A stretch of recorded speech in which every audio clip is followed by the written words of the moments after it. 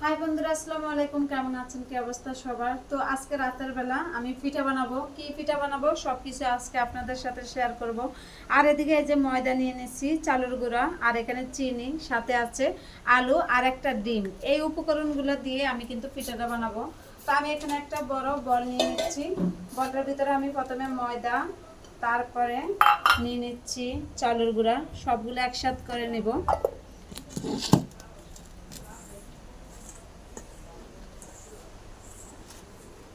আর এদিকে যে পরিমাণ মতো লবণটা আমি দিয়ে ময়দার সাথে চালের গুঁড়ার সাথে মিশিয়ে নিচ্ছি।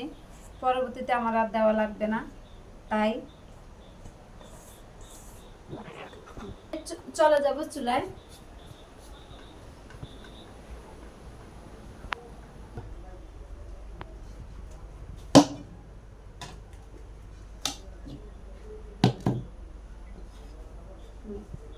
এখানে আসলে